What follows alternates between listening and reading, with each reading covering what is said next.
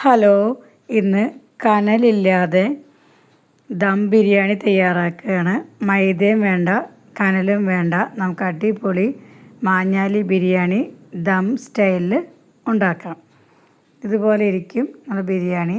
ഇത് അടിപൊളി മാഞ്ഞാലി ബിരിയാണിയാണ്. ഇത് എങ്ങനെയാണെന്ന് ഉണ്ടാക്കുന്നതെന്ന് നോക്കാം. ഞാനിവിടെ 1 കിലോ ചിക്കൻ കൊണ്ടാണ് ഉണ്ടാക്കുന്നത്. നമ്മൾ ആദ്യം തന്നെ ചിക്കൻ കഴുകി വൃത്തിയാക്കി അതിലേക്ക് 1 സ്പൂൺ മഞ്ഞൾപ്പൊടി, 1 സ്പൂൺ മുളക് പൊടി, ഉപ്പ്, 1 സ്പൂൺ ചിക്കൻ മസാല ഇവ ചേർത്ത് വേവിച്ച് അതിൻ്റെ വെള്ളം എടുത്ത് വയ്ക്കണം. ചിക്കനിലെ വെള്ളം മാറ്റി വേറെ പാത്രത്തിലാക്കി എടുത്ത് വയ്ക്കാം. ഇനി ഒരു 3 മീഡിയം സൈസ് സവാള ചെറുതായി അരിഞ്ഞ് ചട്ടിയിലിട്ടൊന്ന് വഴറ്റുക. അതിലേക്ക് 6 അല്ലി വെളുത്തുള്ളി, 6 അല്ലി ചെറിയുള്ളി, 4 പച്ചമുളക്, ഒരു ചെറിയ കഷ്ണം ഇഞ്ചി ഇവ ചതച്ചത് ചേർത്ത് ഒന്ന് വഴറ്റുക. ഇത് വഴണ്ടി വരുമ്പോൾ ഇതിലേക്ക് മല്ലിപ്പൊടി 3 ചെറിയ സ്പൂൺ മല്ലിപ്പൊടി മാത്രമേ ചേർക്കാവൂ. അധികം മല്ലിപ്പൊടി ഇതിലേക്ക് ആവശ്യമില്ല. മല്ലിപ്പൊടിയുടെ കുത്തുണ്ടായാൽ ഈ ബിരിയാണിക്ക് ടേസ്റ്റ് കുറവായിരിക്കും. അതുകൊണ്ട് തന്നെ 3 ചെറിയ സ്പൂൺ മല്ലിപ്പൊടി മാത്രം ചേർക്കാം. ഇനി അതിലേക്ക് 4 സ്പൂൺ ചിക്കൻ മസാല ചേർത്തതിന് ശേഷം ഒന്ന് വഴറ്റുക. മാഞ്ഞാലി ബിരിയാണിക്ക് നല്ല എരിവുണ്ടാകും. അതുകൊണ്ട് തന്നെ നമ്മളുടെ ബിരിയാണിക്ക് നല്ല എരിവ് വേണം. അതിനായി ചിക്കനിലേക്ക് മുളക് പൊടി നല്ല എരിവോടെ കൂടി തന്നെ ചേർക്കാം.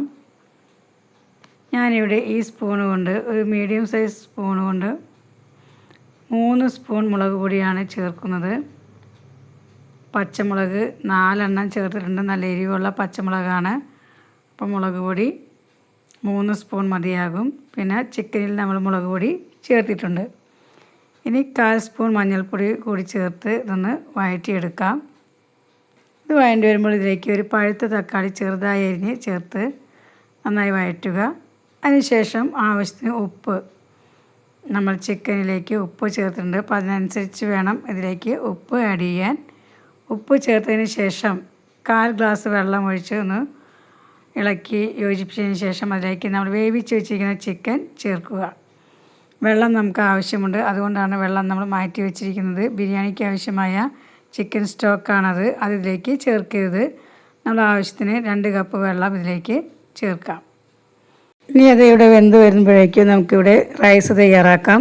അതിനുവേണ്ടി ഒരു കുക്കറിലേക്ക് 1 സ്പൂൺ നെയ്യ് ഒഴിച്ച് കറുവപ്പട്ട, ഗ്രാമ്പു, ഏലക്ക, പെരുംജീരകം ഇവ ചേർത്ത് നമുക്ക് ഒന്ന് വഴറ്റിയെടുക്കാം. ഇത് വഴണ്ടി വരുമ്പോൾ ഇതിലേക്ക് ഏത് കപ്പ് കൊണ്ടാണോ നമ്മൾ അരി അളന്നത് ആ കപ്പ് കൊണ്ട് തന്നെ ഇതിലേക്ക് വെള്ളം ചേർക്കാം.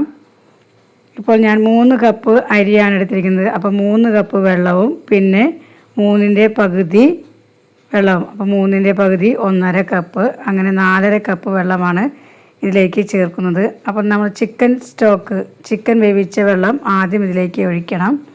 അപ്പോൾ 3 കപ്പ് വെള്ളവും പിന്നെ 1.5 കപ്പ് വെള്ളവും ഇതിലേക്ക് ഒഴിക്കാം. ചിക്കൻ സ്റ്റോക്കിൽ ആവശ്യത്തിന് ഉപ്പ് ഉണ്ടായിരിക്കും. അപ്പോൾ ഉപ്പ് നമ്മൾ നോക്കിയിട്ട് വേണം ചേർക്കാൻ. ഉപ്പ് ആവശ്യത്തിന് കയറി നിൽക്കണം ഉപ്പ്. എന്നിട്ട് ഉപ്പ് ചേർത്തതിന് ശേഷം വെള്ളം ഒന്ന് തിളച്ച് വരുമ്പോൾ അതിലേക്ക് നമ്മൾ കഴുകി വാരി വെച്ചിരിക്കുന്ന അരി ചേർത്തിളക്കാം. ഇതുപോലെ വെള്ളവും അരിയും സമമായി വരുമ്പോൾ കുക്കറിൻ്റെ വെയിറ്റോട് കൂടി നമുക്ക് മൂടി വെച്ച് 10 മിനിറ്റ് ഒന്ന് ലോ ഫ്ലെയിമിൽ വെക്കണം. 10 മിനിറ്റ് ലോ ഫ്ലെയിമിന് ശേഷം തീ ഓഫ് ചെയ്ത് ഒരു 20 മിനിറ്റ് മൂടി തന്നെ വെക്കണം. 20 മിനിറ്റിന് ശേഷം നമ്മുടെ അരി വെന്തിട്ടുണ്ടാകും. ഇനി നമ്മുടെ ചിക്കൻ നോക്കാം. ചിക്കൻ ഇവിടെ വെന്തിട്ടുണ്ട്. അപ്പോൾ കുറച്ച് ഗ്രേവിയോട് കൂടി തന്നെ ചിക്കനിലേക്ക് നമുക്ക് വെന്ത ചോറ് ചേർക്കാം. ആദ്യം ഒരു ലെയർ ചോറ് ചേർത്തതിന് ശേഷം അതിലേക്ക് സവാള വറുത്തതും കിസ്മിസും അണ്ടിപ്പരിപ്പും ചേർക്കാം. പിന്നെ മല്ലിയിലയും പുതിനയും ചെറുതായി അരിഞ്ഞത് ചേർക്കണം. ആദ്യം ഒരു ലെയർ ചേർത്തതിന് ശേഷം ചിക്കനിൽ അല്പം ഗ്രേവി വേണം. ഗ്രേവി ഒരുപാട് വറ്റിപ്പോകരുത്. 2 ലെയറായി ചോറ് ചേർത്തതിന് ശേഷം ഏറ്റവും മുകളിലും നമുക്ക് അണ്ടിപ്പരിപ്പും കിസ്മിസും ചേർക്കാം.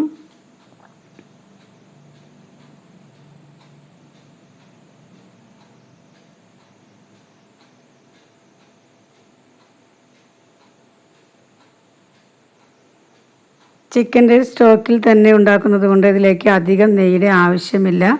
ചിക്കനിൽ തന്നെ നല്ല നെയ്യുണ്ടല്ലോ, അപ്പോൾ ഒരുപാട് നെയ്യ് നമ്മളിതിലേക്ക് ചേർക്കേണ്ടത് ആയി വരില്ല.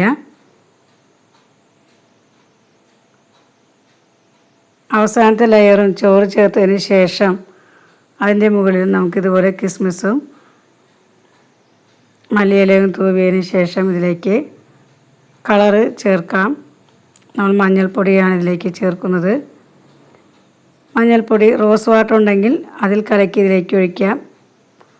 റോസ് വാട്ടർ ഇല്ലെങ്കിൽ പാലിലും ചേർക്കാവുന്നതാണ്. ഞാനിവിടെ പാലിൽ 1/4 സ്പൂൺ മഞ്ഞൾപ്പൊടി കലക്കി ഇതിന് മുകളിലേക്ക് ഒഴിക്കുന്നുണ്ട്.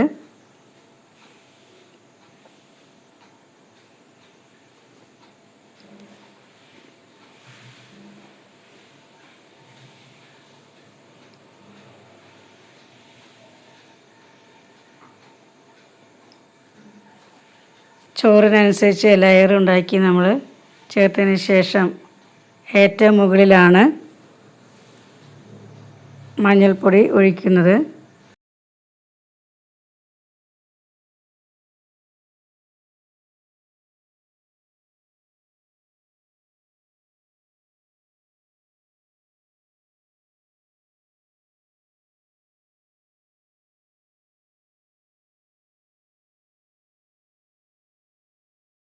മഞ്ഞൾപ്പൊടി ഒഴിക്കുന്നത്. മഞ്ഞൾ ഇതുപോലെ അല്പം പാലിൽ കലക്കി ഇതിൻ്റെ മുകളിലൊന്ന് സ്പ്രെഡ് ചെയ്ത് കൊടുക്കാം. സ്പ്രെഡ് ചെയ്തതിന് ശേഷം ഇതൊന്ന് മൂടി വെച്ച് നമുക്ക് ദമ്മ് ഇട്ട് വയ്ക്കാം. ഇതുപോലെ ഒരു മൂടി ഉപയോഗിച്ച് മൂടി വെച്ച് അതിന് മുകളിൽ കനലിന് പകരം ഒരു പാത്രത്തിലേക്ക് തിളച്ച വെള്ളം ഒഴിച്ച് അതിൻ്റെ മുകളിൽ വെച്ച് 25 മിനിറ്റ് ലോ ഫ്ലെയിമിൽ തന്നെ വെക്കണം.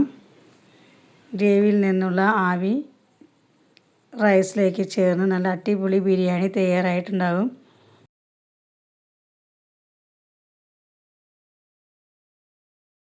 ഇതാണ് നമ്മുടെ ബിരിയാണി. ഇതുപോലെ ഉണ്ടാക്കി നോക്കി നിങ്ങളുടെ അഭിപ്രായങ്ങളൊന്ന് കമൻറ്റ് ബോക്സിൽ അറിയിക്കണേ. ഇഷ്ടപ്പെട്ടാൽ ലൈക്ക് ചെയ്യാനും മറക്കരുത്. അടിപൊളി മാഞ്ഞാലി ബിരിയാണി ഇവിടെ തയ്യാറായിട്ടുണ്ട്. നല്ല എരിവോട് കൂടിയ ബിരിയാണിയാണ്. Thank you friends.